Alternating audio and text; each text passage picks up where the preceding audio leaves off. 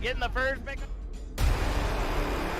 Oh, get three, Pyro, get three with the Void Kid putting on a clinic.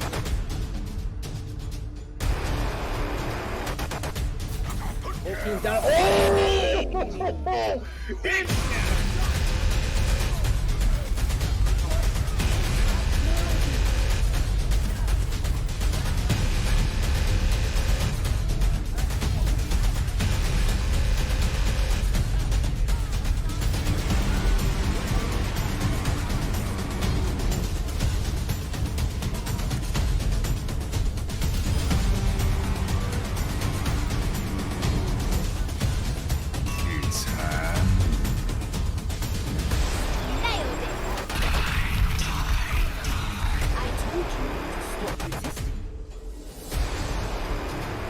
Experience tranquility.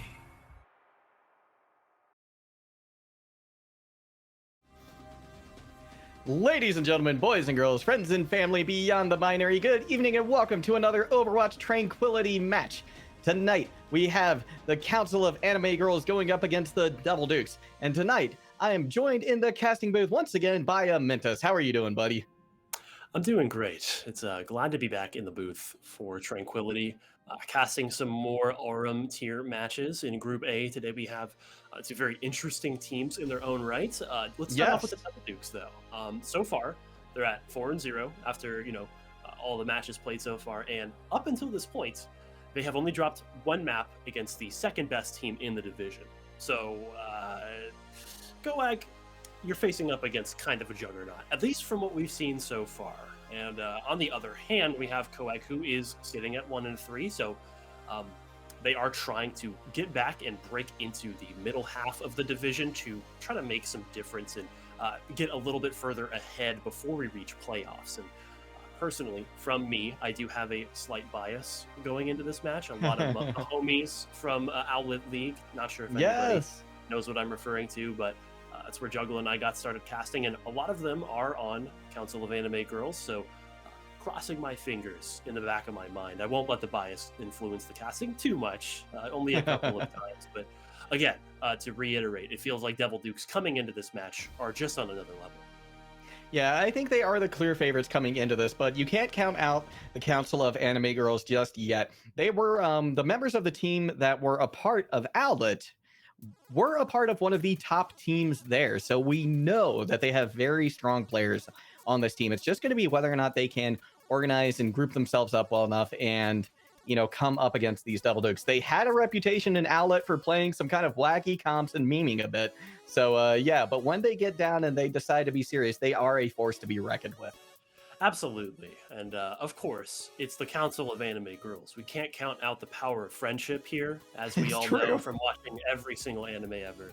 That tends to come in when the team needs it most. And today, they are going to need it, right?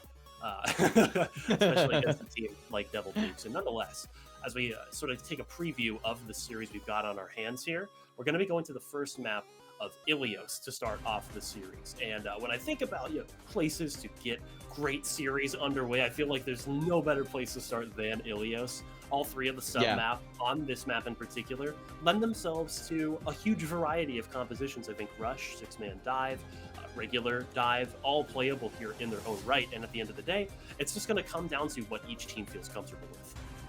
You're absolutely right. Each of those, I think, as far as the control point maps are concerned, Ilios has the most variety of any of them. I mean, Well is so different from Ruins, which has these long sight lines, which is so different from Lighthouse, which has that box where you can really brawl it out.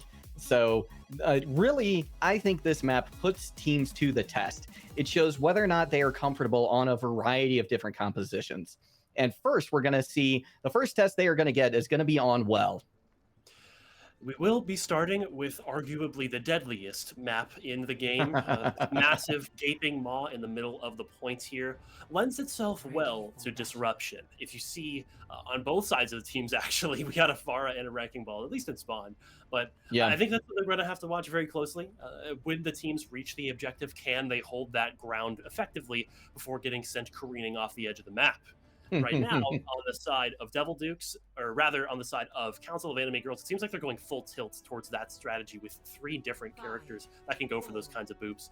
And Devil Dukes have to be very wary of their positioning. In particular, the backline. Court P and Aplom both have to be very careful of where they're playing into Sempra and Felicity, because that is a deadly duo that can deal a lot of chip damage and also execute targets just as cleanly. Yeah, that is very true. With so much disruption coming from 2 different places, it's going to be hard to keep your head on straight. But right now, we see the engagement starting over near the Council of Anime Girls side of the point. Growler going down very low, getting chased out by Cam, but eventually able to survive. And in fact, it's Felicity and Aplom who go down first. The res does come in, so Double Doke's looking a little bit better at the moment. But the point is, started to cap for the Council of Anime Girls. We got a pharmacy battle going on furiously now in the sky. Looks like neither one really getting much of a purchase onto the other. Concussion blast comes in, almost knocks Cam off the map, but they are able to stay on, get those little crab mecha feet on the edge of that gaping maw that you mentioned earlier. Growlu has the pulse bomb. They toss it out. They are able to pick a Flom out. I don't think the stick came in, but the damage was still done. 14% on the board now for Council of Anime Girls, but their numbers are dwindling under the force coming out from Devil Dukes. Seems like the DPS lineup of Devil Dukes is finding a little bit more purchase, even though we did see Growlu in the kill feed first with the Pulse Bomb, and Council of Anime Girls does get that first point capture. It's Devil Dukes slowly chunking out the tanks over time. Felicity and Bob Guy just not able to bear the brunt of that damage, and eventually, as everybody clears out, it's going to be Devil Dukes for the taking. And they've got a lot of ultimates in their back pocket to hold this push. Here comes the bomb from Abraxas. Yeah, throwing it out there just over the top doesn't really find any value, unfortunately, for them. Contest now starting on point from some of the members of Coag. Laser trying to find a little bit of value now on point as well, but it's Sempra getting the focusing beam, taking out Bokaj from the sky. That really opens things up for Coag. Can they maximize this? The res tries to come in. They are actually able to get it. P doing an excellent job dodging all that aggression. They pop the Valkyrie to keep things going, and they're going to be able to hold onto this point despite a couple early picks from Coag. And the late barrage comes in to get the D-Mech, and eventually the kill onto Bob Guy, it seems. Growler goes for the late pulse bomb, will manage to remove Cam. It's a back and forth fight, but like you talked about, the point is still firmly in favor of Devil Dukes. They're going to continue to tick up the percentage over time. Sempra does get that swap over to Echo and is able to win out the duel in the sky initially, but the res comes in for Court P, and that allows Bokaj, or rather Jacob, to come right back in. And again, these fights are just seemingly never ending on this first map. Growler gets a late staggered kill onto Court P, so no mercy to help support this Pharah in the sky. This is probably Coag's best chance for a recontest. Yeah, I think you're absolutely right. Just because of the ult economy that they have and the position of the rest of the team. Cam, though, looking for some opportunity to come down onto this Zenyatta of Clown Dogs. They get them down very low. They do force Trance out as well. That is a boon. That's exactly what you want to try and do as Wrecking Ball. The res comes in onto a Plum who had just gone down as well. Tossing a biotic grenade, but it doesn't really find anybody. In the meantime, though, Tracer duel going on over near this mini pack. Ends up being won by Growlu this time. Excellent play right there. Now pressure getting put onto a Plum once again by the Tracer. Can they come up with a pick? It's not looking like it as they're forced to recall away at the last moment. But the point is under control for Coag, so they have an opportunity here, especially with Bobboy taking Bokaj out of the fight. Felicity drops the mines near the start of the choke right there, but counter mines as well in from Cam. It looks the same on both sides. It looks like it's going to be Felicity's mines that do a lot more work at the end of the day. Getting that flip in after removing Bokaj, who went just a little bit too deep on that Pharah. Tried to go for an aggressive pick when it doesn't feel like it was too necessary. Ends up flipping it back in favor of Coag. But again, these late staggered kills from the DPS. These are two very bloodthirsty teams that love to run it in as far as they can. And this time, it's Growlu that gets punished first. So Devil Dukes come back in. All they need to do is flip this point back in their favor, manage to hold it for the last 7%, and they should be able to get this done.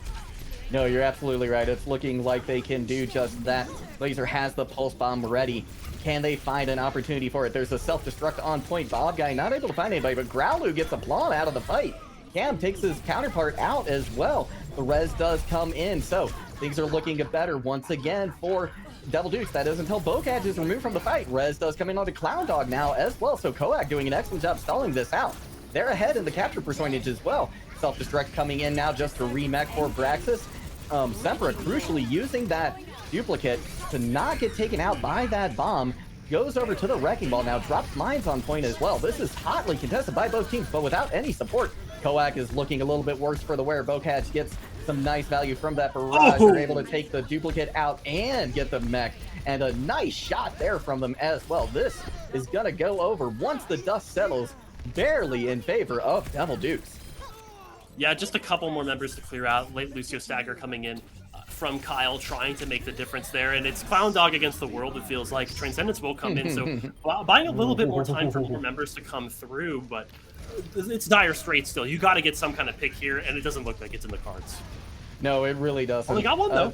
They did get one, and now there's 3 members of Koak near point as well. They may be able to come up with something. Laser, though, able to laser down Growlu, winning that Tracer duel once again. Bocage takes another member out of the fight, and the overtime clicking over, that's all they wrote for this map. Yeah, on well there, it was just a duel in the sky between Sempra and Bocage. Whichever one got the better of the other typically led to a much easier time in the ensuing team fight when you think about the kind of hero selections that were going on with that Mercy Zenyatta setup. Pharah is an extremely deadly threat if you're not adequately dealing with the Pharah. So when Sempra doesn't win those duels, it allows Bocage to really push it towards the backline of their DPS and even the tanks of Bob Guy and Felicity. And everybody was really feeling the threat of that aggressive DPS playstyle from Bocage and Laser. Now we're on a little bit different playing field here as we go towards Ruins. A lot lower roofs to work with, less sight lines that you can effectively use as a Pharah, and you're going to see Bocage swap over. So we will see Devil Dukes going towards 6-man dive, whereas Council of Anime Girls still sticking it out with the dive. They need to be able to survive, keep Kyle and Clown Dog alive on this first push. Yeah, that they do. They haven't done the best job of that either, but Aplom has been going down very early as well in the fight for Devil Dukes, so both teams doing a good job of focusing down that backline. It's going to be a matter of which team does it better, I think, here. Bocage removed, as is Felicity, so one pick onto either side. Sticky Bombs come in onto Cam, but they're able to get a nice pick onto Growlu, who was trying to get something going on point, but this is going to eventually turn in favor of Devil Dukes. Sempra almost goes down late, too. Right now, Devil Dukes, they get a lot of early map control, and that is one of the strengths of 6-man dive. In a neutral environment when there's no ults available, you just have so much more power and mobility to stand and play exactly where you want.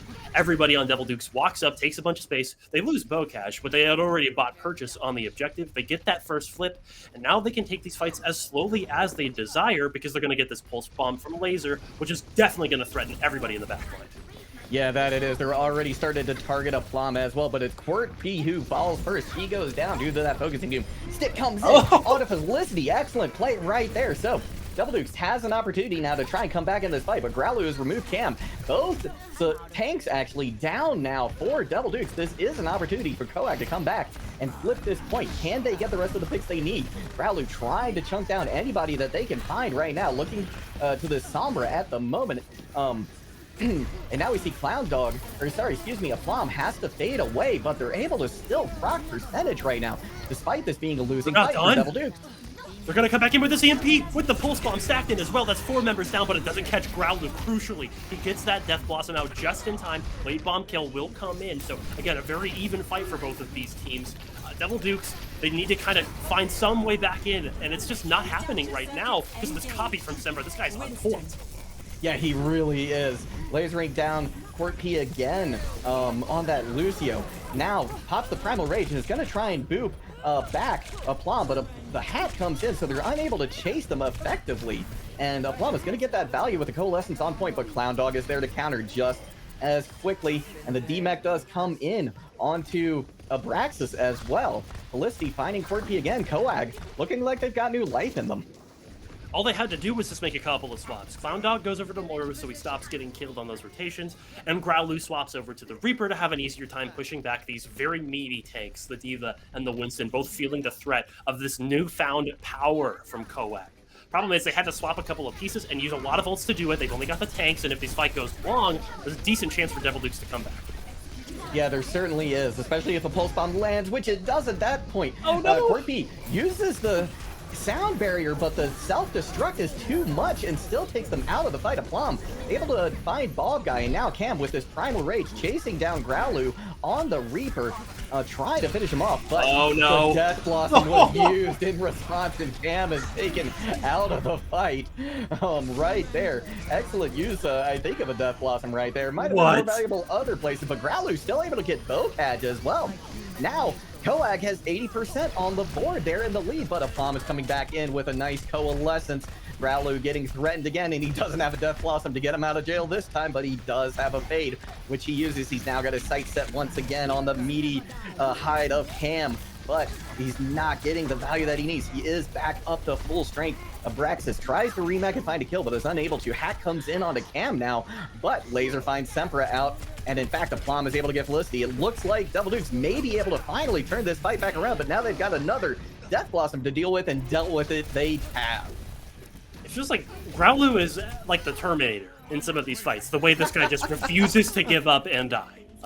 Manages to build basically an entirely new Death Blossom after one full fight, and this Reaper has been a thorn in the side of Devil Dukes, absolutely.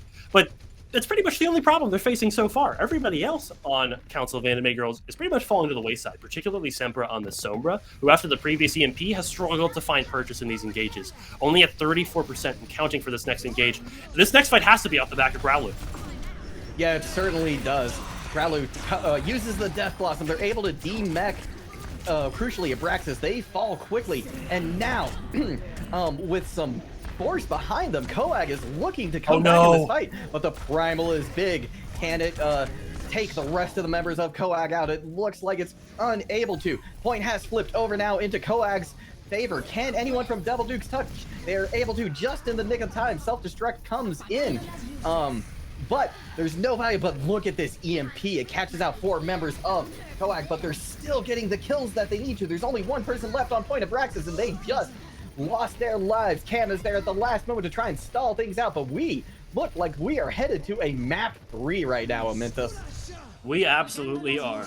And man, I feel so bad for you, Cam. You got the sickest Primal in that last engage, manages to kill the Coaling Moira and the Lucio in that fight. But it's still not enough. I think Council of Anime Girls, the swaps that they made in that round, excuse me, that was the difference maker by far, particularly Growlu going over to Reaper. I mean, he was just not getting removed. He was unable to die in a lot of those engages. And again, I think that is kind of the name of the game in a lot of these series. It's about making those team-wide adaptations, not just in playstyle, but also in hero selection. And again, we will see another adaptation likely from both of these teams. Devil Dukes is going to pivot away from 6-man dive and go back to what worked for them on the first map, which is putting Bocage on Pharah and trying to pocket that extremely high-powered threat in the sky. Meanwhile, on the other side, we've got a bit of a hybrid look. We got the Sombra Tracer, which we typically see in 6-man dive, but with a more traditional Winston dive to back it up. They're trying to take control of this gateway of this sort of arched area over here. And right now, with Bocage not able to layer in damage, Devil Dukes is losing this early war. Yeah, that they are. As Abraxas is demeched and removed from the fight very quickly. Growlu now on the prowl for somebody. And the Pharmacy in the sky really not finding any value. But Cam is able to get a pick now onto Clown Dog. The point is probably going to go over in favor of Coag. But the kills at this point are going in favor of Devil Dukes. They're going to try and recap the point now. Take it away from Coag. Bob Guy, the only one there on point. But Bocage crucially loses their life. Unclear exactly how that happened at the moment. But Coag actually coming back in this with some great play from Felicity. A bomb trying to get something started again. Is able to remove Felicity from the fight crucially, but this is still going the way of Coag. Clown Dog crucially comes back and manages to stay alive this time as well, support the front line. Felicity, like you talked about, goes onto that back line, removing Quirt P. And again, Bocage falling off the map. 2 pretty impactful plays in that engage, particularly because of the fact that now it's hamstringed the entirety of Devil Duke's composition. Everything is centered around this Pharah, and when it's not finding value, it allows everybody on Coag to get what they want, which is ultimate. Look at this Pulse Bomb coming in from Growlu. He's trying to get the stick, and it gets eaten just in time by Abraxas, though. But that's not the only problem. You've still got this EMP, but again, no Winston on the field. Yeah, exactly. And Primal coming out now from Cam, but he is slept by Clown Dog. Semper goes down very low, and he's going to get immediately removed from Cam. Not sure why he decided to take that fight with 11 health, but Laser has the Pulse Bomb now on point, and this is an opportunity for Devil Dukes to retake control of this, or rather take control of it for the first time this round. Fight furiously going on point. Still Cam removed, though, by Bob Guy, and Coag coming up with a fantastic fight win again. The Primal from Cam not going to get anything, and this is just going the way of Coag all the way.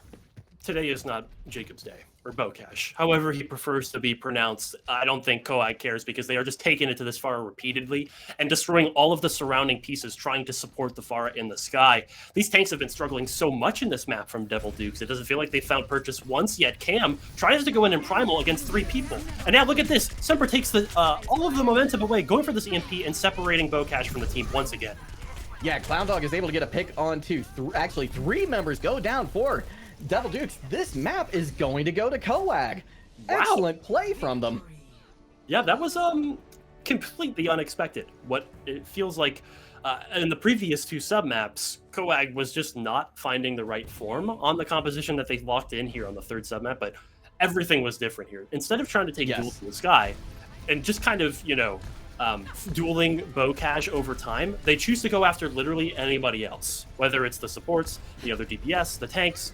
They just hard target the rest of the supporting pieces of the Pharah rather than going directly towards it, and that is the most successful strategy for dealing with it by far. Right. This is a lot more consistent, because rather than trying to cut the entire head of the Hydra off, you go for its legs instead so it can't move, right?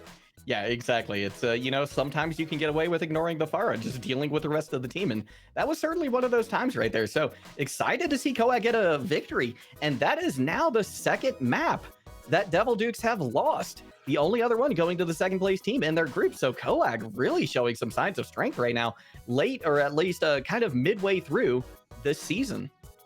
Absolutely. And props to Coag for starting off strong in this series and getting the ball rolling in their favor early on. I think the earlier that you can have an impact like this in the series, the more it might end up shaking the mental of the enemy team, particularly because of the fact that Devil Dukes is a team that so far has yet to really face any significant challenge outside of their previous match, again, against the 2nd best team in the division. Right now, Coag is really putting themselves on the ballot as a team to watch if they're putting up performances like this against number 1. Yeah, you are absolutely right there. I mean, I don't know what happened to their other games. Maybe they went against some other really tough opponents as well. Maybe they just didn't have their team around them, or maybe they're finally coming together as a team. Maybe they're, becoming a more cohesive unit, and that's what we're witness to right now. But these control maps are very different from all the other map types that we're going to see in the rest of this series. We have Assault coming up, Payload, and Hybrid, and those play very differently. And I wouldn't be surprised to see Devil Dukes come back looking a lot stronger on those maps. Absolutely. I think pivoting again away from map types that really do favor dive in general is going to favor Devil Dukes in the long run. We saw a couple of times that, yes, it seems like their dive is pretty capable, but I'm pretty sure we might see something different here, at least initially going into Volskaya. The rotations are very, very long, and it doesn't allow for players like a Plum or Clown Dog to really lock in slower comps, but looks like they're going to go towards it anyways, particularly on the defending side. This interests me a lot because with a Winston, you need to always make sure that sight line is maintained between your Ana. Clown Dog and Felicity have to be on point. That synergy, knowing where the other is at all times. And on a first point like Volskaya Industries, where the backline has to rotate so frequently and is going to be under constant duress from the DPS of Laser and Bocash, we kind of have to wonder, is Felicity going to get the resources they need to make this work? Yeah, that's a very good question, because that pressure is going to be coming out strong from Devil Dukes. Jacob, once again on that Pharah, is going to look very, very deadly, and I like that pick because it's going to disrupt a lot of what Coag is going to try and do here. Cam coming out once again on the Wrecking Ball, too. This is going to be a very interesting fight to watch, just from start to finish. Ooh, Sempra makes first blood happen, though, in basically an unresable position up until the tanks get there. Eventually, Cord Pete will get it off, but this Ashe adaptation is also going to make it a little bit difficult for Bocash to get what he wants done as well. So, nice choice from Semper to start the round off. Yeah, it certainly is. He rolled the dice and came up 6s that time. Felicity trying to get a little chip damage Again? in, but Jacob removed from the fight by Sempra. This Ashe getting just tremendous value right now. Anti-Nate comes in as well into Cam. They are unable to get healed up and eventually fall. This defense starting out strong for Coag. At least initially. Again, the attacking side at 2CP has that opportunity to go back into spawn, make some swaps, and that's exactly what happens. Bokash going to go over to the Ashe to try to mirror, and Laser's still sticking on Soldier 76, trying to assist in this hit scan duel. I think the real problem, though, is Cam. Cam has been unable to sort of find a way into a lot of these fights because Growlu has been chasing them down consistently, and again, you see him having to make these slams. Very low HP. Growlu's going to be right there in kind, but this time it's Laser that actually takes out Sempra. Yeah, the res does come in, though, so they are back in the fight, but that resource is gone now. Laser uses this tac visor to try and get a little value, but it's Sempra with the Bob and the dynamite that is coming in huge. Growler throws in a pulse bomb as well for good effect, but you once again have to wonder if they want to have that back, but that pulse builds up fast. Absolutely, especially when Growlu's sticking to Cam like a hound dog on a pork chop. He is not leaving anytime soon. You will be able to get that pulse bomb back very quickly. But so far, it's been the Sempra story. This guy has just been lights out on this Ashe. Getting the res coming in that mid-fight from Kyle, although he died early, does come right back in with the Bob and the Dynamite to make the difference. He's going to get another Bob online very soon, unless if these tanks end the fights quickly. Yeah, you're absolutely right, and that Bob is going to be so crucial, but Sempra goes down very low. They are removed from the fight. Jacob is able to find the value. Cam takes Bob guy out of the fight as well. Kyle uses this Valkyrie to try and get something going. They do get the res on December, but so does Port P on the Bokash. So this is now a 6v6 fight on point. Cam, though, finds Clown Dog once again, so this might be the opportunity that Double Dukes were looking for. They now have control of the point firmly, and it's going to be up to Coag to try and come in and push them out. They're trying to take out this backline, but Growlu just can't find an angle to do it. And then get back. Those Helix rockets from Laser catch them out. And this first point is eventually going the way of Double Dukes. You might be wondering, Sempra died first in both of those fights, but this one was just completely different. So what caused it? The real difference there was Sempra going down was followed up by actual aggression. Devil Dukes turns up the tempo to 11 with the nano boost onto Cam and actually sits on top of that body of Sempra. Even when Kyle gets the res off, they had already given so many resources into getting that guy back alive that they've left Clown Dog, Growlu, everybody else out to dry. Now as we go towards second point, Coag does have a much better suite of tools to stall things out, but they just used one of them. Fortunately, it gets a kill, and with Pert P swapping over from the Mercy, that's not going to be rezzed. Yeah, exactly. That's unfortunate for them. This push may be over before it starts, but it looks like they are going to still try and make something happen. Self-destruct coming in now from Abraxas to try and clear point, but Cam is asleep on the job. Kyle goes down, and crucially, Abraxas gets the reback onto Growlu. This could be a snowball now. Bob on the point, but he's asleep, and Anti's going to be removed very quickly. But now the Bob committed as well from Jacob into the backline. Nano committed as well onto Bob guy, but they're going to be demeched, not finding the value that they want to. Clown Dog removed. So is Kyle. There's no supports left now for Coag. And with separate Bob guy falling, it's just down to Felicity and Growlu to try and keep this point alive, but there's 6 people on from Double Dukes, and that is going to be just about impossible to go into. They need to find at least one pick here, but it's looking less and less likely as the point ticks closer and closer to victory for Double Dukes, and they are going to have a healthy time bank if they're able to finish off these last few kills, which looks almost a certainty at this point. Kyle trying their hardest with this Valkyrie to stay alive on the objective, maybe look for a cheeky res in the mid-fight, but it's not going to happen. Bomb comes in from Abraxas to really seal the deal. Growlu's going to go down. Sempra on the Doomfist failed to find any punch kills, and that's 2 minutes and 36 seconds now for the Devil Dukes. And it comes off of the back of some really nice bait. They lose one member early to that Diva Bomb. And then they realize, wait, we could also throw a Diva Bomb and then remech right when they try to come push back in. Growlu gets kind of caught with their pants down, and then it's a sudden 4v5 with all of those ultimates coming in from Cam in particular with that Primal Rage, and obviously Jacob coming back in with the Bob to buy more pressure on the points. It's just too much for Coag to deal with at the end of the day. Yeah, and they gave a good stagger, they gave a good stall, but they were only able to burn off about 30 seconds. So Devil Duke's going to be looking at a 2:36 time bank, and that is quite healthy, especially when you consider that it's hard sometimes to cap this second point of Volskaya. Yeah, they kind of got away with it for free, it feels like, particularly because of the fact that Coag put a much better fight up on the first point defense. And you think about a 2CP game mode like this, you talked about it, it's a lot harder to capture second than it is first, but Mm-hmm. It feels like maybe Coag just kind of threw their lead away a little bit there. You had the numbers, right? You knew that you had that advantage. You didn't necessarily have to push it, and that's where they falter. They go a little bit too far. That's a trend that we also saw in the first map as well, particularly on Ilios well. There was a lot of times where Coag's DPS just went a little bit too far, got picked, and then the fight instantly turns for Devil Duke. So we need to make sure that Sempra and Growlu control that aggression over time if they want to have a chance in the series. Yeah, you were absolutely right. And I feel like that's the story that we saw from this team as well in Owlet. You know, they would just keep the aggression on. They don't seem to know how to put the brakes on, but they're playing a little bit more conservative here, but still some, you know, better judgment, I think, is in order from both of the DPS. Now, on this aggression from Coag, they're going with Growlu on the Genji, which I find interesting. Kicks coming in for each side to start things off, though. But that's going to go in favor of Coag on the aggressive side because of these respawns. Sempra, though, removed from the fight, so this could be a defensive win for Devil Dukes.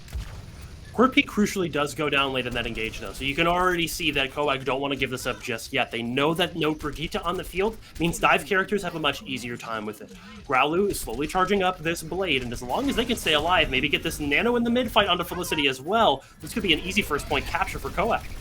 Yeah, it certainly could. Here comes the Nano committed onto Growlu. They just about have the blade online. They're going to pop it right now just as soon as this amplification matrix gets thrown out. They haven't found any kills yet. In fact, they've gone down to 8 health. They're not going to get one. But the story is Bob Guy and Kyle instead. They have found a couple picks while everybody else on Devil Dukes was distracted by this Nano blade. And now they've given up 1 point already. Cam goes down out of the fight. Abraxas is going down very low as well after just getting remexed. But they are crucially able to find a couple of kills. Sempra and Bob Guy, though, come out with a couple of counter picks, and that is going to do it. Coag comes away with this first point. That Nano Blade is a big threat, absolutely. But we cannot forget about the rest of Council of Anime Girls. The power of friendship comes through on that one for sure. Bob Guy and Felicity making a lot of space on the other side of that Nano Blade, which then allows that attack on two fronts to bear fruit over time. Even if that Nano Blade doesn't get kills, you're allowing everybody else to walk up, and that's exactly what works. Sempra also swaps over to Hanzo as well to match the previous point. Actually almost gets taken out on their own, and Laser's just going to take out the Hanzo from a very long range away. You don't typically see Soldier winning those. No, you certainly don't. Nice headshot as well there from Laser to finish things off. And now, Devil Dukes have a firm control over this defense, especially with Clown Dog getting removed late in the fight. In both of these fights, on the first point and the second point of Devil Dukes' attack or defending side so far, have been pretty much defined by when the DPS decide to make their mark. We know that they're capable of doing it. It's just about when. Previously, Growlu goes in for that Nano Blade, doesn't get anything. And again, on this side, Bocash and Laser come up big by getting the pick onto Sempra. And if you are attacking on 2CP, if you lose anybody behind you, you cannot sustain an engage without trading back. Coag needs to start getting some early picks if they want to get a free walkthrough. Yeah, that's a do. Primal, no, not a Primal Rage. Looked like a Primal Rage popped there for just a second, but my eyes are deceiving me.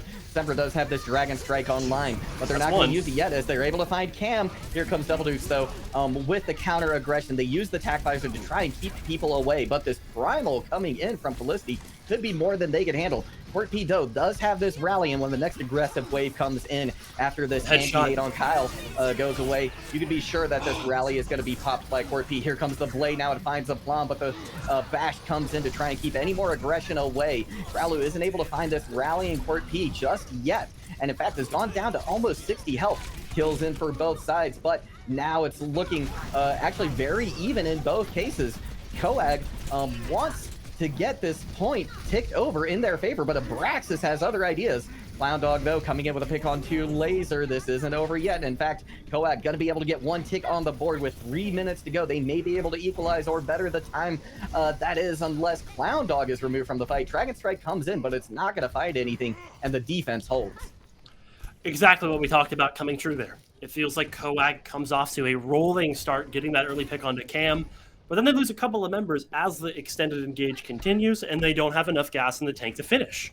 Sempra and Growlu are the first 2 people to go down there, and I believe Kyle does as well previously, but I think at that point, you just kind of need to count your losses and get out of there. Right now, though, Abraxas is out of mech. They will be able to receive it quickly enough, but Growlu is caught up a creek without a paddle. No rally. They will be able to get resources just in time, and Sempra opens up the next engage with a pick onto Jacob. Now can they continue this aggression towards the point? It looks like they may, because they got a biotic grenade onto Cam as well. Cam gets stunned too. Now Felicity has this primal that they can use in the backline.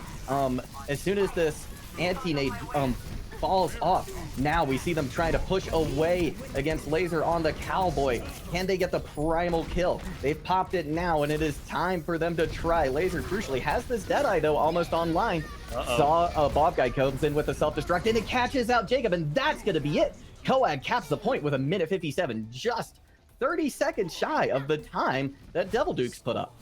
These two teams are surprisingly even right now. I don't think anyone came into this match expecting this close of a bout so far. But like you mentioned, these time banks are extremely close. However, because of the fact that Coag had 30 seconds less than the opposing side, or rather 40 or so, they're going to be attacking first again. This is their second attempt to go the distance on Volskaya Industries. And the last time that we saw them take this first point, it came off at the back of that Nano Blade from Growler that, although it didn't get any kills, it bought enough space and time for everybody else to walk up. Problem is, you are on a timer now. You only have 2 minutes to put that up again. And again, we're probably going to see some more adaptations coming through here. Growlu thinking better of going towards Genji. They're going to start on the comp that worked well for them going into second point. It's got a lot of counter dive potential. It's very difficult to push a McCree, or rather a Cowboy with a Brigida and an Ana supporting that DPS. It's just too much CC to deal with a lot of the time, especially without ultimates. So Abraxas and Cam have to play this very carefully throughout this first point if they want to have a chance to hold here. Yeah, that's an excellent point. You know, if they get taken out of the fight early, that's just going to be the go button for Coag to push in and make some kind of an aggressive play. And we've seen just how aggressive Coag likes to be. So Absolutely. This is going to be a tall order, I think, for the defense in both cases, honestly. But Jacob gone over to this Torbjorn could cause a lot of problems for Growlu on the flank. They just have to deal with the turret first. Once that's gone, it's going to allow Growlu to walk wherever they feel like, and there it is. The turret's already gone, so a lot of the initial strength of the Torbjorn will be disabled temporarily. Laser's trying to hold down the bridge here, dueling out Growlu. Looks like Growlu has a little bit more resources at the initial jump, but Felicity has joined the fray. Court P has also joined as well. There's basically a new fight taking front on this left side. All 6 members of Devil Dukes trying to win on this side, but it's leaving the point open. Can they get back in time on the side of Coag?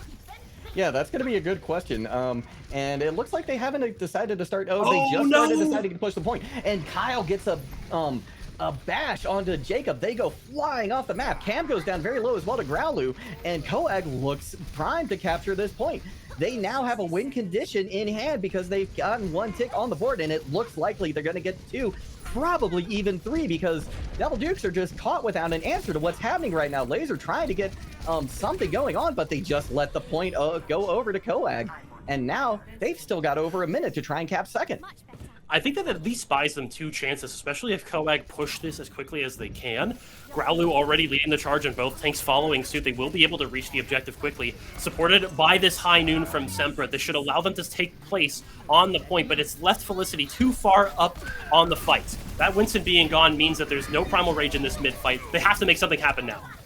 Yeah, but look at this. They've already gotten 1 tick on the point, and that could be critical for their chances to win. The other Devil Dukes, they have a chance to take first point, but now with a tick on second, again, the win condition is set once more, despite the fact that they are going to lose this fight. Oh, that's not fun. Clown Dog's going to get staggered here.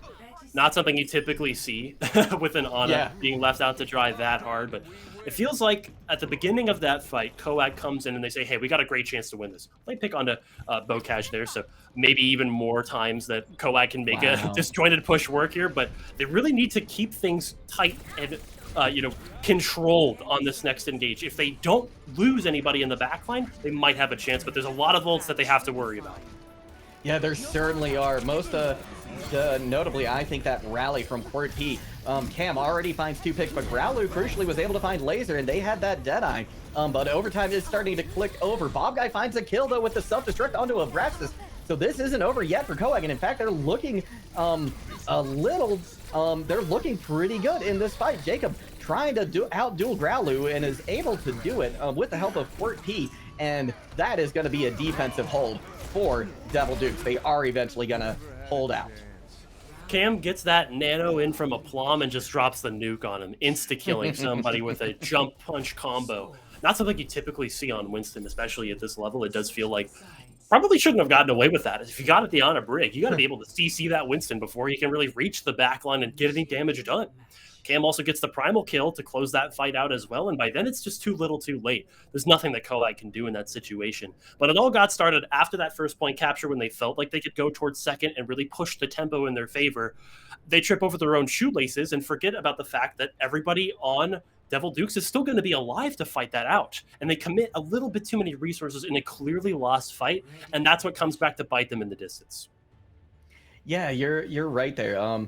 That aggressive nature, it bought them that first tick, but like you said, it could be what allowed Devil Dukes to come back with such a better ult bank for that second fight. Yeah. That second fight was really just tremendously in favor of Devil Dukes. So it was going to be hard for them to get anything else. So maybe that aggressive push on the initial that initial aggressive push was the right way to go.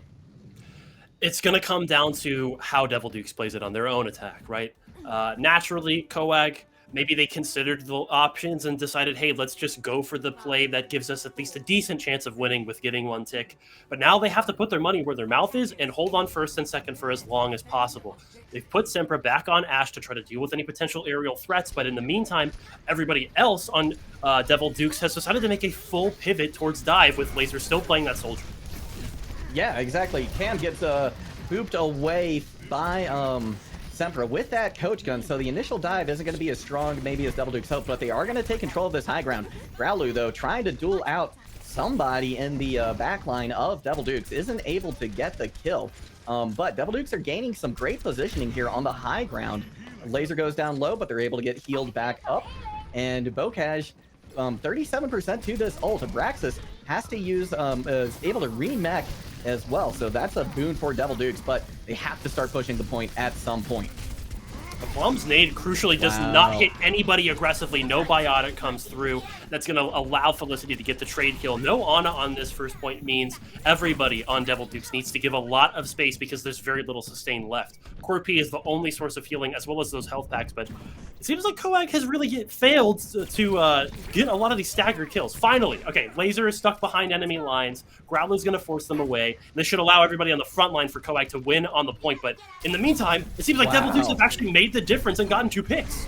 Yeah, that they have, and the waterfall has started now. This is going to be just about impossible for Koag to try and come back from. His Laser gets another kill onto Felicity. Bob Guy, the only person left, and they fall very quickly as well. So we are going to be headed to second point, but crucially, it looks like Devil Dukes may only get one fight in. If you look at the time banks, it seems like that might be the case. I think Devil Dukes should be able to get 2, though. We saw what Koag could do with a minute on their own side, and now Devil Dukes is going to have a minute for themselves as well. They've got 5 ultimates, 5 on both sides, but Abraxas will get this bomb online in the mid fight should it go that long. We have to look at Cord P's sound barrier here. How does it get used, when, and who does it hit? Because if it doesn't keep everybody alive, Koag can very easily stall this out and win on their defending side. Yeah, that they can, but Devil Dukes has decided to take this aggressive, and they may be paying for it because Laser's already down. Sleep comes in onto Cam right before they get that primal online. Koag's looking pretty good right now. There's an anti-nade as well from Clown Dog, but Sempra removed by Bokaj. A nice pulse bomb there to try and keep things alive for Devil Dukes. The primal comes in, Bob Guy down. Jacob now on the flank, has to use the recall in order to stay alive, but the kill still coming in for Devil Dukes. And crucially, they've got 3 or 4 now. This looks like it's going to go over, but Sempra comes in on the Doofus. They're able to take Laser out of the fight, so that could be crucial to their chances for holding a defense here. Self-destruct coming in now from Bob Guy to try and clear the point, and it does momentarily, but Jacob's back, and he's got a pulse bomb ready for somebody. It comes in, but it doesn't find a stick. He's trying to find somebody in the backline, but just unable to. And what looked really good from Devil Dukes at first is being stalled out expertly by Koag. We are in overtime right now. This is do or die for Devil Dukes. They have to come back in this fight, or else they're going to take their 3rd map loss and go down 0-2 in this series. Bob Guy comes up with a pick onto Cam. so it's looking less and less likely now, but the kill still coming in favor of Devil Dukes. They are holding on for dear life. They are trying as much as they can. Bald Guy gets demeched as well. This might be it. Semper comes back in on the so defense. close. They're able to take a Plum out of the fight. This could be a hold, but no, the kill's still coming in. This is a fantastic stall from Coag, but it's not going to be enough. And Devil Dukes in OT even up the series. They felt the pressure, and they did not crack when it mattered most. Everybody on Devil Dukes manages to stay cool in overtime, keep that Lucio Soldier duo alive in OT, and that makes a world of a difference. That's consistent DPS that gets pumped out onto the objective. And yeah, there were some standout moments from the individuals across the board for Coag, but the team play from Devil Dukes came through when it needed to. And that's going to allow Devil Dukes to really not have to worry as much anymore, not being down 2-0 in the series and tying it up now gives them a very clear path towards victory. Yeah, it certainly does. We are, well, we were going to be headed to a map 4 no matter what, but now we are headed to a map 4 that matters, at least. And we are going to throw it to a break, though. It is time for halftime, so stick around. We have more exciting action for you coming right up between the Council of Anime Girls and Devil Dukes.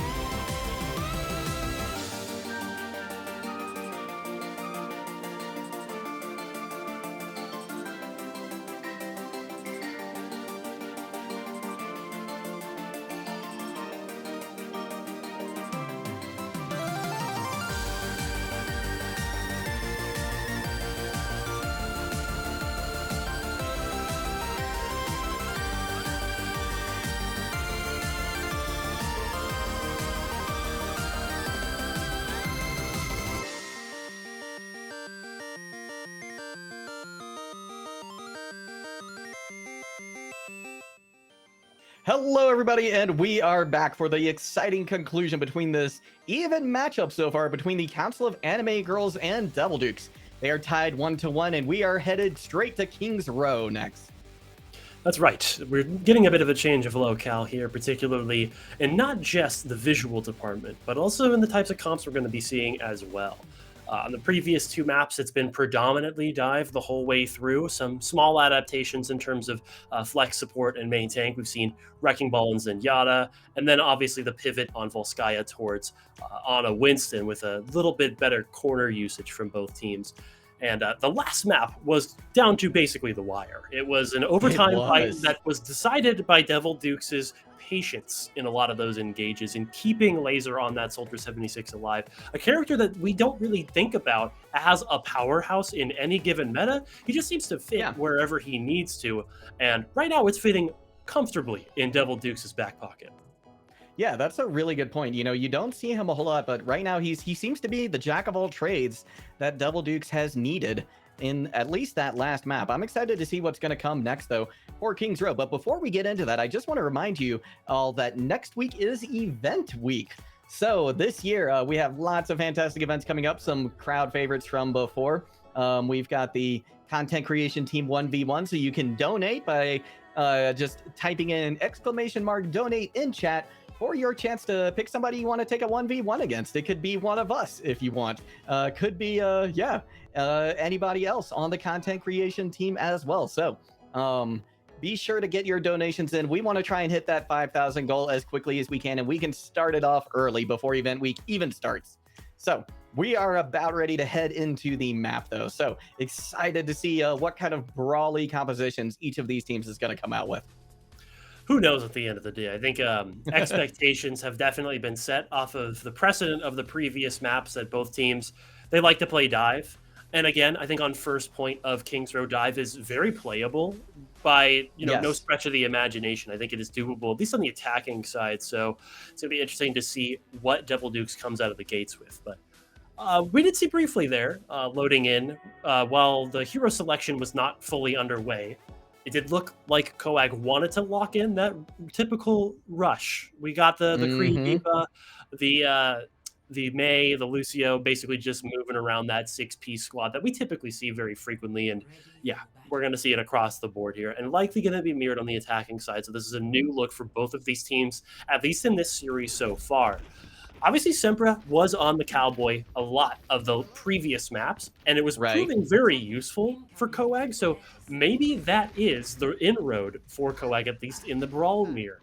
Whereas on the other side, it's an entirely new look for basically everybody. Monster TM is actually getting subbed in to play Lucio here rather than the previous main support who was playing a lot of Brig and Mercy. So it's going to be interesting to see that substitution and how that plays out throughout the course of this map. But right now, I think it's just kind of a toss-up between both of these teams, and it's going to come down to which team decides to take tempo first and really start running into the enemy team. You know, if it's a question about tempo, I give that edge to Coag because they love to grow aggressive. And it'll be interesting to see how that aggression plays out on this first point as we see both teams deciding to meet around the statue. Mei, while up from Bocage, is able to isolate Felicity, but the immortality field is there, but it's not going to save them forever as the aggression comes in droves from Devil Dukes. They are just wiping the slate clean of anything remaining that even looks remotely like Coag. It's nothing but a blue sand on the floor at this point. Nice wall coming in from Jacob there, something that might have been missed by most, but it forces Growlu into the ice block and leaves Felicity out of line of sight of the Baptiste healing coming in from Clown Dog. And because of that, Jacob was allowing himself to play more aggressively without having to pop his own ice block, and that allows more pressure into the Reinhardt of Felicity. And already we're seeing more aggression coming in. Jeez. That Lucio's just gone instantly. Yeah, and without that Lucio, the disengage from Coag is going to be miserable at best. Felicity going down very low. They are caught out now by this Mayball again from Bocage. They've done a fantastic job isolating Felicity. They've just going too aggressive, and it looks like, despite having a tempo that, they typically want to play, Devil Dukes is kind of calling them out on it. They're turning their strength into their own weakness there. The shatter comes in from Felicity trying to follow up on an ice blockless Jacob and a demech Abraxas, but there's just no securing of the kills.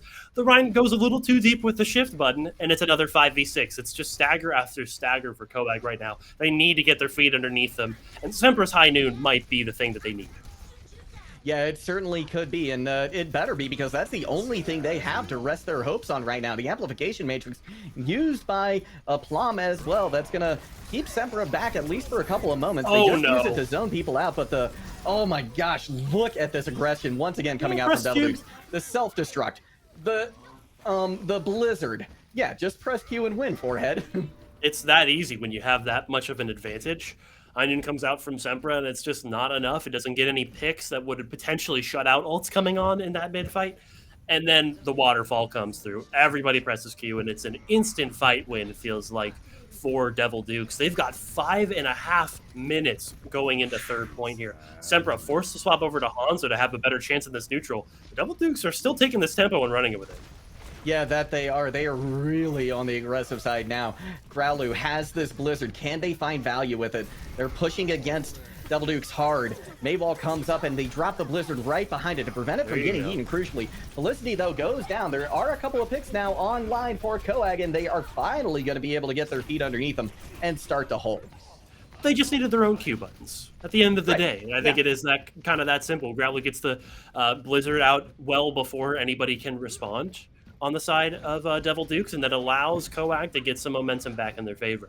They've stemmed the bleeding, and they've got plenty of ults to continue performing triage here, but they need to get something going quickly. Sempra's taking this window. The bomb comes in from Bob Guy with the Dragon Strike layered in as well. It's going to force out the lamp and try to get some more resources out, but everything is missing from Koag right now.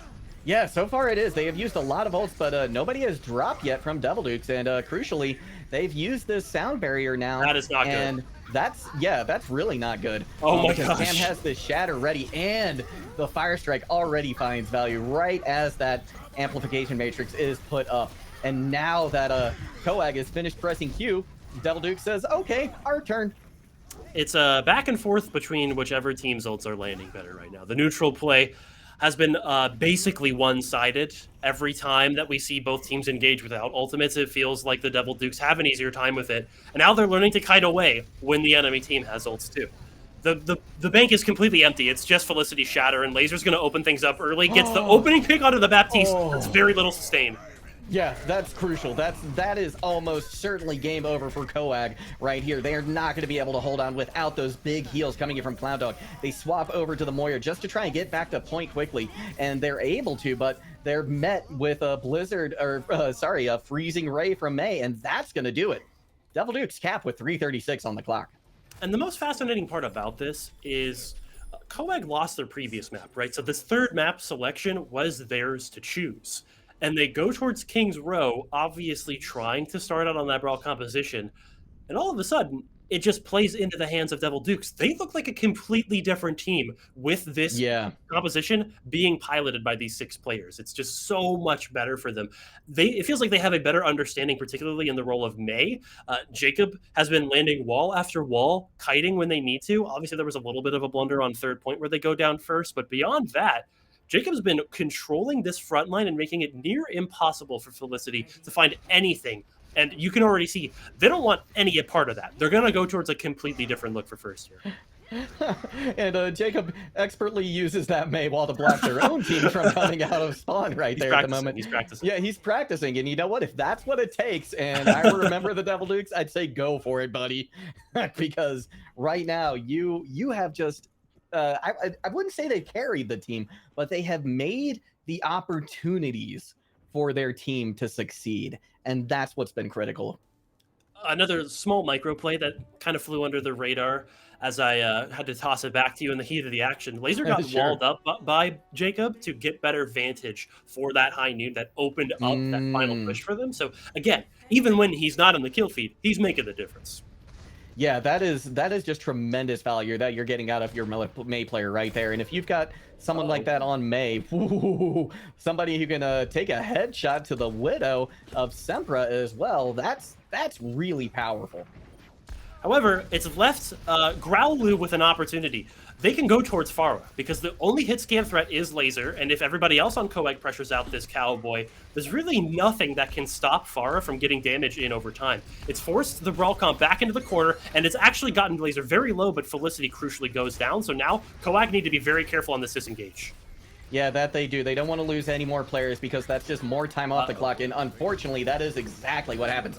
Clown Dog, though, does get a counter pick onto Monster, but Monster's going to be back very, very quickly into this fight, and with the picks coming in droves for Devil Dukes, it's just not going to be a good push for Coag.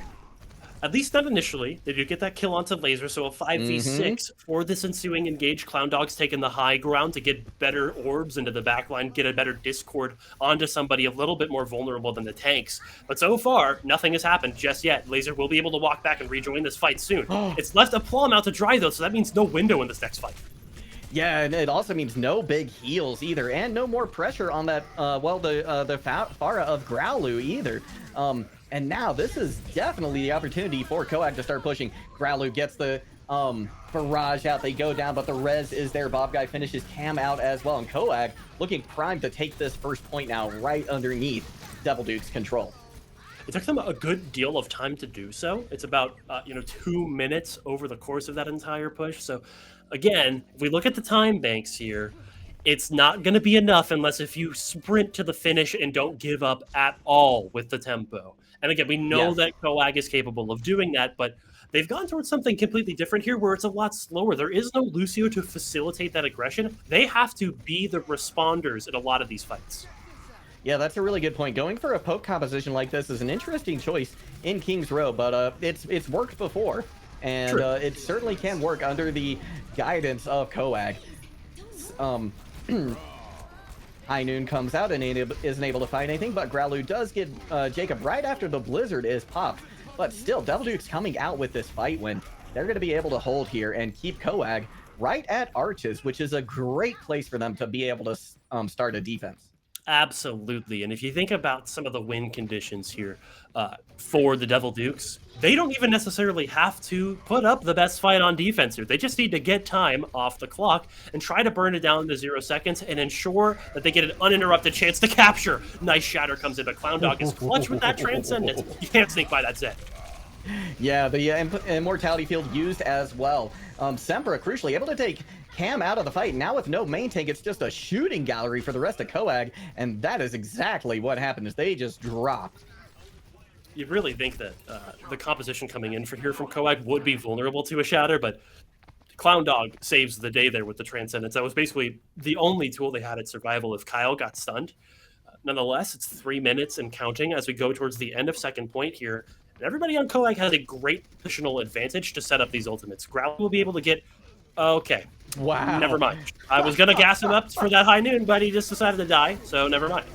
Yeah, those Storm Arrows doing a tremendous amount of work. Sound Barrier now used as well by Monster, and Devil Duke's going to be able to go on the aggressive. Really use this aggression to full advantage. Bob Guy gets a counter pick, but it's not going to be enough as Monster TM finish these things off for the Devil Duke.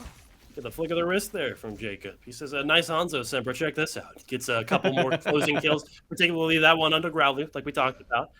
You lose that Cowboy. No High Noon comes in to force the team back, and that makes a world of a difference for the push in on Brawl.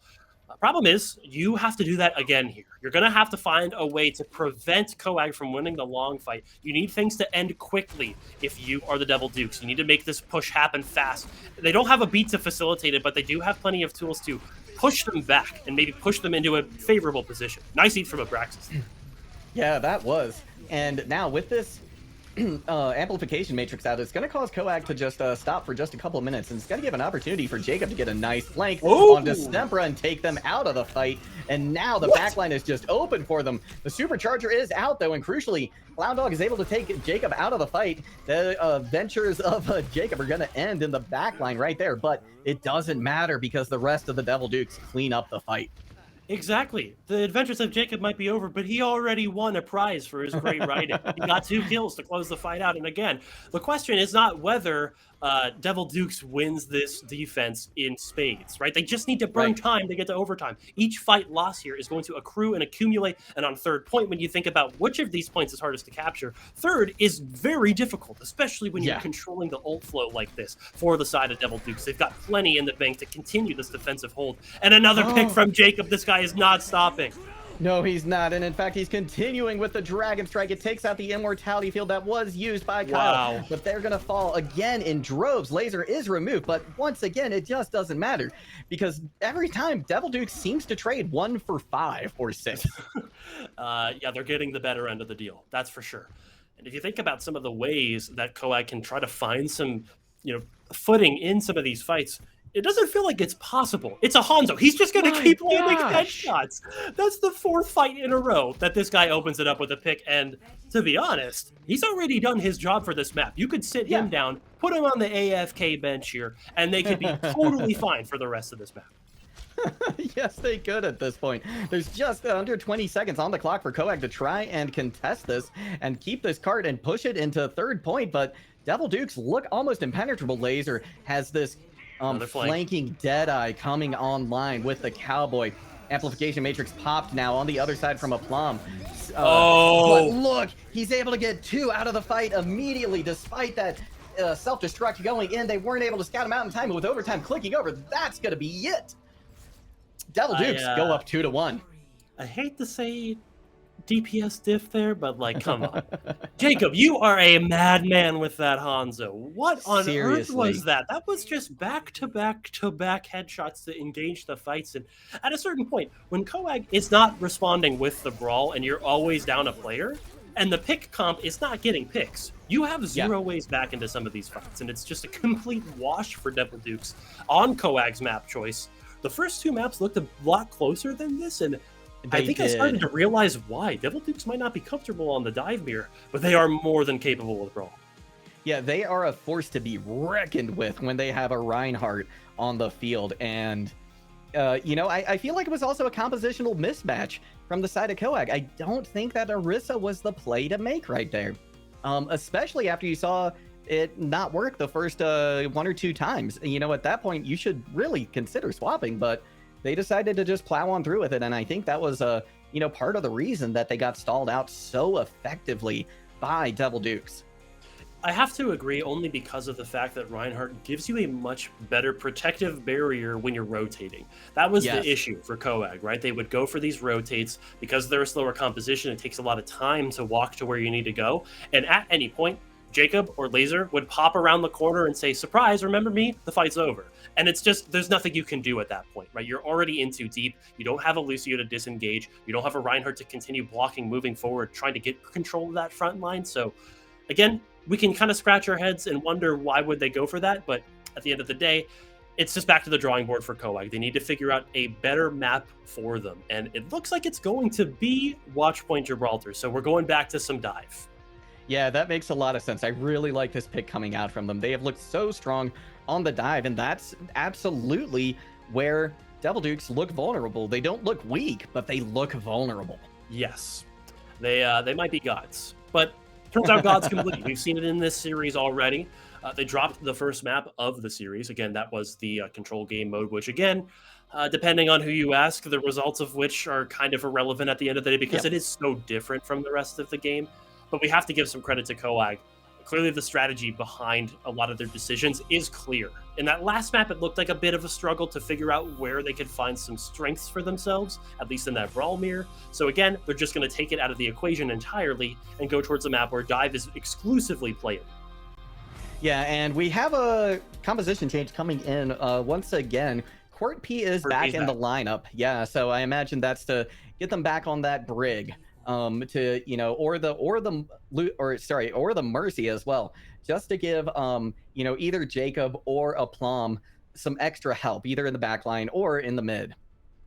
And it's going to be interesting to see, again, how the two teams adapt with the Winston on a play, because previously on Volsky, it was down to the wire, but at times it felt like Coag was in a lot better control of that front line. Felicity finds I'd say more consistent dives compared to Cam, but Cam is definitely like an X factor player to me. If he gets a nano boost, if he gets that primal online, you have to worry about where that guy goes because he can basically just blow up anybody at this point. He's done it before, and he needs to do it again here on the attacking side to close out this series in 3-1 fashion. Yeah, Cam's primals have just been tremendous. I remember that one back on, I believe it was Volskaya. Yeah, that was just unbelievable. They're going to go for the early rotation to the tower, but they're removed almost immediately by Sempra, who finds a nice body shot there onto Cam. But the damage has already been done, and with the spawn advantage in the favor of Devil Dukes, this defense for Coag is looking a little worse for wear. Laser, interestingly enough, is starting on a Widowmaker here, at least out of the spawn room, has yet to really pull the trigger on anybody just yet. Nobody's in the sight lines of the Widow. But it doesn't seem like it matters because the dive from Devil Dukes is just so strong. They've already gotten 2 picks. Felicity not being there means there's really nobody to dissuade the dive, and although Clown Dog does trade back onto a Plum, and there is no Mercy now on the field for Devil Dukes, they've already taken full control of the objective, they're getting control of all the health packs, and they're setting up their backline for another good engage going into the end of first. Everybody right now on Devil Dukes looks exactly like they know what their job is, and they are doing it to a T, right? Everybody is moving where they need to go. They're communicating excellently. I mean, it's clear just from watching them. Abraxas, though, does go, gets demeched onto point. They are going to be removed from the fight, but pick comes out onto Growlu as well. Laser now going to try and find a little bit more value with this Widow. They haven't found too many headshots yet, but they could be coming soon as Mercy just barely flies away at the last second. But the cart is still inching closer and closer to victory for Devil Dukes. But Coag has a nice defensive hold, at least at the moment. Bob Guy has the self-destruct online now, but they're not going to use it at the moment. Sempra, though, finds a pick with the Bob, so this defense could hold on. That is until Jacob finds a pick onto Sempra as well. Bob Guy has now turned the tides in favor of Devil Dukes, but Growlu comes in with a nice pulse bomb to take Abraxas out of the fight. So Coag going to be able to hold here at the end of this. Oh, this is not a good look for Devil Dukes because, in my opinion, when you lock in this Widowmaker, you have to be 100% confident to take a lot of those duels and go for the aggressive plays. And oh, we seem to have lost the audio from Amintus for just a moment, so I'll pick up where he left off while he gets that sorted out. But a fight has started again on the high ground now. Jacob on the duplicated Diva as well, getting in a lot of value. Port P finds Growlu in the backline, though. They're not going to be able to flank like they wanted to. And now Laser tries to find their way over to Cam, who is now primaling in the backline to give him a little bit more support as well. But picks coming in from each side, but it is eventually going to go the way of Devil Dukes as they're finally able to get purchase on this attack and finish off the rest of Coag. I believe I'm back. Testing 1, 2, 3. You are back. Awesome. Yes. Hi. Sorry about that. Devil Dukes won the fight, and they still need to clear out a couple more staggered members here, but it is going to happen. It took them 3 minutes to do it, but at the end of the day, you can't fault it. It took a while to get their feet underneath them, particularly just making sure that Laser was on a pick that he was a little bit more comfortable on, maybe. I think the Widowmaker was, it's a decent option to start, but after you don't get a couple of headshots for like 2 or 3 minutes, you gotta switch something up. And that's what Devil Dukes do. So they've got Jacob on the Hanzo as well, but in the meantime, Coag is taking control of that Mega Room and removed Core P. So they just need to continue pushing this forward and get some purchase back on the objective. Yeah, that it does. And crucially, Clown Dog gets rest as well. And they have this nano boost available. They can use it for somebody. Self-destruct comes in from Abraxas, doesn't find anybody. And now Cam is on the prowl with this Primal Rage as well. They found Sempra. They're going to be able to they are going to be able to take them out. Like way in the back line too. Kyle goes in for res, but they pop the Valk, but they lose it too to the Tesla cannon. Crucially, Cam is a monster on this Winston, and the rest of the team of Devil Dukes has gotten the cart pushing well underway. They're gonna be able to cap second with very little resistance coming in from Coag. They've got to try and push in, but Cam is in the way, and Jacob has that arrow ready to fly. The nano is committed to Cam as well. Here comes a self-destruct from Bob Guy. Can it find anything? No. But Cam, once again, has found Sempra, and another pick as well onto Kyle. The nano boost committed onto Felicity to try and keep something alive for Coag, but the kills just still keep coming in for Devil Dukes. And now that there's nobody on point, Felicity tries to back up to it. They are able to find their mercy, but it's all for naught in the end as Devil Dukes are going to cap this second point. Kyle's day just went from bad to worse there. You pop the Valk, you fail to pick up the health pack, and you die. And then you come back in, and instantly you're greeted by an arrow into the face from Jacob. And it's just over before it even starts. When you don't have your mercy to help support your backline, when you're not locking in the break compared to Quart P, it's just there's nothing that you can do in a lot of these engages because Brigitte by default is a lot better defensive option when you need to worry about these one-shot kills. I really do feel like at the end of the day, this composition coming in from Devil Dukes is just 10 times better than what they were initially running, and it's proving itself why in the results. Yeah, it certainly is. Kyle got that main tank experience on the main support there for a little while. Self-destruct comes in now for Abraxas, isn't able to find anything, but it does zone people out and almost into the waiting Dragon Strike of Jacob. They are able to find a pick, and Cam crucially has this Primal Rage online again. But Felicity is zoning out Laser. Laser is able to escape, though. They are able to get away from that Primaling Monkey, and now the cart is already past this first corner on third point for Devil Dukes. This is looking great for their chances, but Jacob is removed from the fight. Kyle, this time around, the Valkyrie does not get killed midair and is able to keep people alive long enough for those respawns. Growlu comes and gets the pulse onto a bomb. Bob Guy with the bomb onto Laser. And what initially looked like a great push for Devil Dukes has evaporated into smithereens. Yeah, it did just whittle away there at the end. The respawn advantage for Coag was a little too much for them to overcome. But they still have a minute and 40-some seconds to try and cap this third point, and it's not too far away. It's really going to be about how they get their backline set up once the fight kind of breaks down. I think Laser and Aplum need to find some kind of high ground to hold as the cart rolls towards the end of this third point. You can see Laser and Aplum have actually decided to try to take this high ground well and far back behind the cart rather than the bridge close, because it feels like Coag kind of have that on lock right now. And you can see everybody else on Coag recognizing, now that there's a vulnerability in the front line, we can go deep.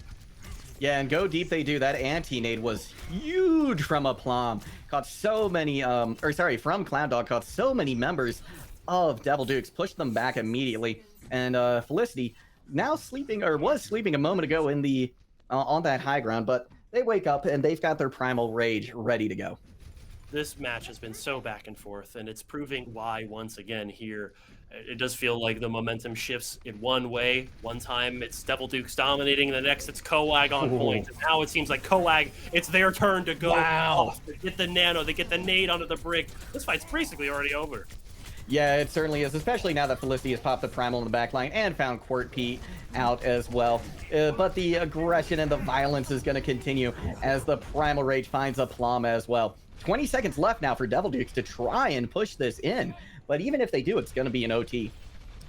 Exactly right. And if you look at some of the tools that Coag have available to them, they want an overtime fight. Look at the space denial. They've got the High Noon. They've got the Torbjorn ult, the bomb soon to follow. But it's Abraxas that tries to engage, followed up by the support ults coming in. Yeah, and there's the Molten Core now. Point. But Sempra crucially finds Laser, and that's going to stop things for Devil Dukes.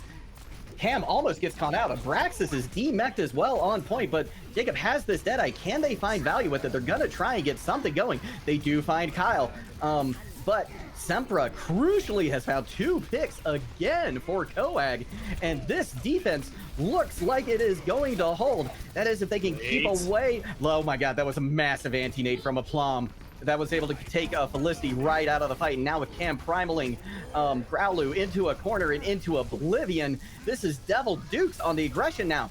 Even the nano boost onto Bob Guy isn't going to be enough to stop them, as they are demeched now and going down very low in life. Semper does have this Deadeye. Can they find value with it? Laser back onto the Widow now from that backline is going to be able to keep these sidelines clear. They find Sempra with a headshot as well. But Bob Guy and Clown Dog are able to find a couple picks as well, and that could be crucial because the spawn advantage is so strong here on the third point for Coag. Anti-nade comes in again. Laser removed from the fight now. So is Jacob. There's no more DPS left for Devil Dukes. So with overtime ticking down, this is surely going to be it. There's almost nothing that Abraxas can do on that Wrecking Ball. And Coag holds on third point. Everybody can breathe a collective sigh of relief as the OT fight finally ends and Coag get their feet underneath them. Manage to hold on third. Again, Laser swaps over to Widow to try to roll the dice. Comes up heads once with a coin flip, but not enough to get the cart over the line. And the victory condition is basically set for both of these teams. I think, Yeah. again, this is still a very winnable map for the Devil Dukes. We saw what Coag can do on their own right on the defensive side of third. It's pretty difficult to pull off, right? And the Torb swap from Growlu in particular made it a lot harder for those flanks and those high ground angles to come through for Devil Dukes. So interesting adaptation that ends up playing out well for Coag. Now they just need to close it out on the attacking side.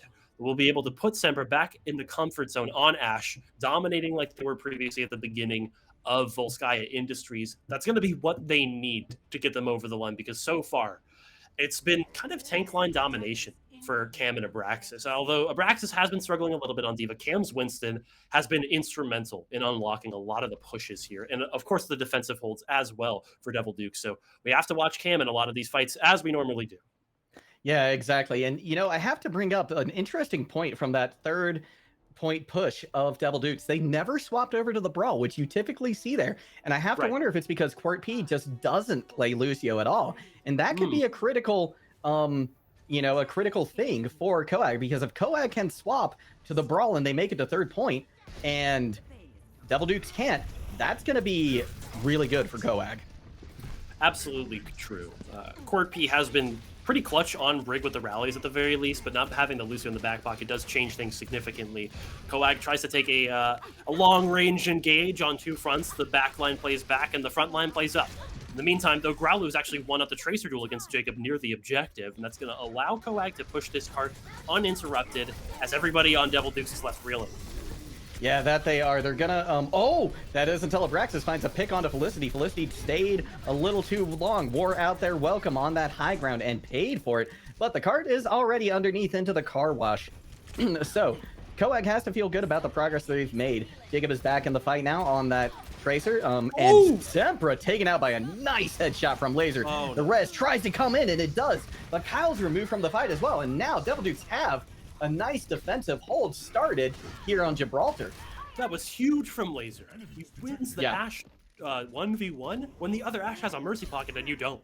You don't see that almost at all, it feels like. And the res comes in from Kyle, but it's so late into that engage that Sempra just gets res back to his own demise. The game plan here for Coag needs to be through this objective play, through putting Growlu on the cart, but in the meantime, they're also taking a fight on the high ground. Quart P goes very low, but not low enough.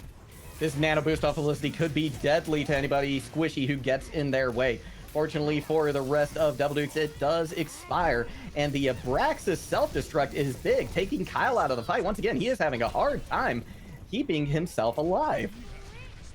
Tends to happen when you play Mercy if you don't really get the pocket necessary, but that one was on nobody but Abraxas. That bomb was clutch there. Killing off the Mercy means that push ends instantly. But Growlu is not ready to give up just yet. They go for the pulse bomb kill onto Laser. Although it misses, you do get that kill back at the end of the day. So 5v6, and now with 4v6 as the DMEC Abraxas dies. It's kind of falling apart here on first now for the Devil Dukes. Yeah, Jacob is going to try their best to keep things alive, but there's too much Tesla cannon for them to deal with. And Coag going to be able to probably capture this first point, because Devil Dukes is going to want to get a nice secure setup for a second, but no, Devil Dukes doesn't want to let them in. They're going to go for the last moment contest here. Cam does have the primal. If they can get back the point, that could be useful, but there's a bob on the point from Sempra, and Laser is out of the fight now, but Clown Dog is removed as well. So without those heals and without that nano boost as well, this could be bad for for Coag, but it looks like they are coming back in the fight. They are able to get the res out of Felicity, finds a plum. Abraxas takes Kyle out of the fight once again on that Mercy, but is it going to be enough for Devil Dukes? It looks like it might be, as the kills now starting to come in droves for them. They are going to hold, and Coag now just has a minute left. Their backs are firmly against the wall. Devil Dukes played that overtime contest, or rather just last second contest, expertly. They had layers to that defense. They start with the Bob, then they come in with the rally as it expires, a pulse bomb to close it out, and it's allowed them to maintain 3 ultimates going into what could be the penultimate fight of first. Realistically, Coag can get 2 if they take this quickly enough, but this bomb comes in now. This is going to end it so fast. Nice shield comes in from Felicity. Wow. Yeah, that was a phenomenal play there by Felicity, because I don't think hiding around that corner was going to do any good for Semper. No. But now Semper is going to get booped off the map as well by Cam. What a phenomenal primal as well. There's 19 seconds on the clock. Koak has to reset fast, or else this is game over for them.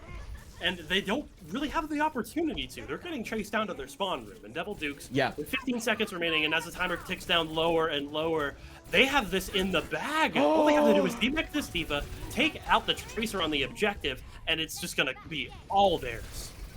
Yeah, this looking good for Devil Dukes, but Semper has a pick onto Laser and to a Plum. So Koak may be able to come in clutch with this on the back of some phenomenal work by Semper, who just got nanoed. The anti-nade coming in as well from Clown Dog was huge. Felicity does get a pick onto Quirk, but the picks and the res come in for Koak. They are going to be able to continue this. That is until Abraxas gets a nice self-destruct. Who's it going to go towards? It looks like it's Koak. When it's all said and done, a Plum is out there to try and stagger things, and Cam is there as well, but there's just too many members of Koak on the point. This is certainly going to go the way of Koak once the dust settles. Just have to clear out this Tracer. Jacob will be able to get this pulse bomb online, but thinks better of using it. Good discipline there, but man, that was a nail biter for sure. Heroic had to be performed for them just to get through to first point. And you know, I do like this defensive style from Devil Dukes, but there is a downside to it. Because of the fact that you commit so hard onto holding for first and you give up a couple of staggered members, this is going to allow Council of Anime Girls to put their backline exactly where they want. They're going to be able to move up that support line to get to this high ground early, and also put Growlu on top of this plane to control that as well. So Koak are holding down the periphery, but can they get the fight with it? Yeah, they know exactly what they need to do right now, and they're doing a great job executing it as well. Semper now, they find the sleeping Cam in the back line. They go down immediately, and this defense is looking really rough right now for Devil Dukes. They're going to back up, especially now that there's a self-destruct committed as well, which finds a Plum too. And now Felicity is on the aggression too. There's nothing to stop them from just plowing over the rest of the Devil Dukes.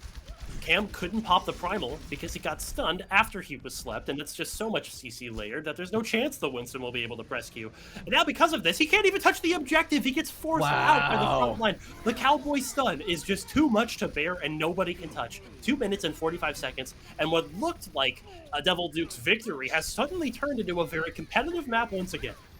Yeah, it really has, because Koak definitely has some fire underneath them now. They're not letting Devil Dukes get anything here. But we are coming up to this third point, which is very difficult to push through, as we saw last on that last round for Devil Dukes. Semper has this Deadeye. Growlu has a Pulse Bomb, though, so they can find value. And crucially, Devil Dukes doesn't have anything coming online. Yeah, there's just so many ults for Koak. If they can recognize this advantage, push the tempo, and go first, they can buy themselves enough space to go the distance. Growl is going to be the one to open it up. Blinks across, can't find the pulse bomb target, and has the recall force. Semper's High Noon goes down in the middle of the animation. No. So clutch from Jacob. Yeah, that was a phenomenal move right there. We see the golden box of victory for Koak and for Devil Dukes. It's going to be a sign of superiority for one or the other, and right now Devil Dukes are coming out with a great defense, and you know, I think they're going to stay on this dive. I don't think Quirk P is going to be able to swap over to that Lucian. They're not going to be able to play the Brawl, which I really think they wish they could at this point. However, if you take a look at the ult bank, it makes total sense, right? If you swap the Brawl now, you would have to give up basically everything that you already have, and your only advantage against the enemy team's dive, which is the ults. They had to burn 3 in the last fight on the side of Koak for little to no gain. Now, with all of this map control, with all this tempo control, they can just do whatever they want. Oh, this self-destruct could be big. Everybody is able to hide, though, from Koak in just the nick of time.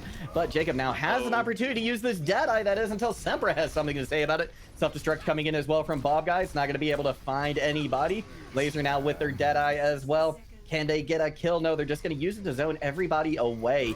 Anti-nade comes in from Clown Dog, and now the Nano is committed as well. So, Rally has to be popped in response by Quirk P as the card is starting to move closer, and Clown Dog, or Growlu, finds a pick onto Cam as well. Without the main tank, it's going to be really hard, but that is a sleep and a half from a Plum. They have the Nano Boost. They can give it over to Cam as soon as they are back in the fight, if needed to. The Anti-Nade, though, doing a lot of work, coming in from Clown Dog once again, forces Quirk P back, and Now, the rally popped from Kyle to try and push this in. There's 22 seconds on the clock. That is plenty of time for Coag to make this happen.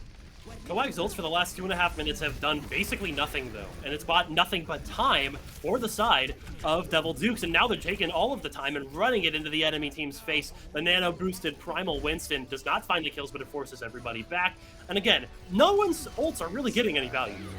Is anybody going to touch? Overtime is procced at the last moment, but Abraxas comes in with a massive self-destruct, and there's a Deadeye to start to finish things off. There's only 3 members left of Coag. They've just only got a prayer at this point as Bob Guy is demech. Felicity is the last hope that they have on point, but it's going to be too little as Devil Dukes are going to come back from an early loss on Control and take a 3-1 victory over the Council of Anime Girls. Perhaps this was the result most people expected, but the way that it played out was definitely subverting expectations. This was a very close 3-1, and I really want to reiterate that because Coag showed some great signs of brightness across the entirety of the series, but it was just the comfort and the clutch factor of a lot of the players on Devil Dukes that put them over the line, particularly Cam on that Winston. Near the end of that map, he was struggling a little bit trying to pop those primals when he needed to, but at the end of the day, it doesn't matter if the enemy team's ultimates just don't land like they need to. Devil Dukes proving a little bit better discipline with those ultimate abilities, and at the end of the day, I think that's what matters most on a map like Watchpoint Gibraltar. Yeah, you are absolutely right. You know, the clutch factor was real for the Devil Dukes, and maybe, you know, they had a little bit more team coordination, but Coag is a team to watch for sure, especially heading into the second half of this season. And, you know, I think that depending on what their schedule looks like, they could be a contender in the tournament as well towards the end, because if they took Devil Dukes this far, they certainly, I think, deserve a better record than 1-4 right now. I have to agree. We're going to take a look at a couple of more replays here. The DPS was a really interesting duel to watch play out over the course of the series because of the, you know, compositional adaptations people were forced to make. Laser found some comfort on the Soldier in particular, and that was something that I, you know, initially going into the map like Watchpoint Gibraltar, you don't really think of Soldier as a bit of a powerful pick, and again, he proves me wrong. He does a lot of work with it, and even proves how good he is on Ashe as well on that first point, managing to win duels against a mercy-pocketed Ashe on the enemy team. Everybody on Devil Dukes had moments of brightness throughout the course of the series, and they accumulated in this final map of Watchpoint Gibraltar. And again, a very close match, just like we saw in the second map, but Devil Dukes just barely eke it out. Yeah, and, you know, watching some of those highlights as well, it's really clear why. You know, I think they came out with the win despite it being so close. We have just one more little bit of business to do before we close things out tonight, Amentus, and that is to name a player of the match. And I have somebody who definitely is on the top of my mind, but I want to get your opinions first. Well, you know, that is a great question. And I'm going to have to look at the list of the names of players first. Give me a second. Yeah, absolutely. Looking into a little bit of chat, though, I do want to say good to see you, Joey. Thank you for the hello in chat. I appreciate it. Nice to see you. And agreed, it has been too long. But it sounds like you've got an answer for us, Amentus. I would definitely have to say Laser, just because of the fact that he was flying under the radar in a lot of these fights. And again, we could easily give it to either of the tanks on Devil Dukes as well, but I do want to give a little bit of my own shout out to Laser, somebody that was providing a lot of consistency for the rest of the team to play around. So just shout out to Laser for clocking in and doing his 9 to 5 just as good as anybody else. Yeah, exactly. And especially coming in clutch with that Soldier. I think that was such an interesting pick, like you mentioned, and they really proved how valuable it was.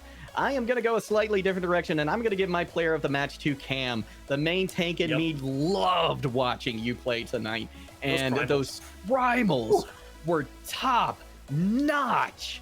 Can I book a lesson with you? Is that a thing we can do? You know, because I want whatever it is that you have, because it is clearly leading to a lot of wins for the Devil Dukes, who are now 5-0 in this tournament. They've ran the gauntlet in their group. They've faced every challenger so far and escaped unscathed. As we go towards the second half of this regular season, it'll be interesting to see if there's any adaptations on the side of the other teams that try to capitalize where Devil Dukes might be a little bit weaker. We saw their Wrecking Ball play on Ilios was a little bit subpar. That was where Coag found that advantage early, but as the series progressed, as we pivoted towards more Winston on a map types, Devil Dukes looked basically unstoppable for some of those fights, and that is a good sign going forward into the rest of the regular season. It certainly is, and I imagine the rest of their group has to be shaking in their boots, knowing that there is such a dominant team at the top of it. But I believe that's going to do it for us tonight. Before we close it out, Amintus, do you have any last words for the people at home? Absolutely, as we always do. Yes. Shout out to everybody behind the scenes, particularly Booth, for putting on the production today, putting on for a show for all of us. It feels like I really have got to give some credit to Tranquility and the production side of things. It is crisp and clean. Honestly, it's just an honor to be here and get to cast alongside you as always, Juggle God. And what a good match to boot. Really looking forward to seeing where both of these two teams end up in the Orem Tier A. And just basically upwards trajectory for both of them from here on out, in my opinion. I think you're absolutely right. The future looks bright for both of these teams. And that's going to do it for us tonight here for the cast. Thank you all so much for joining in. My name is Warren Juggle God Hammond, once again joined by the amazing Amintus Major. GG's and see you next time. GG's, everybody.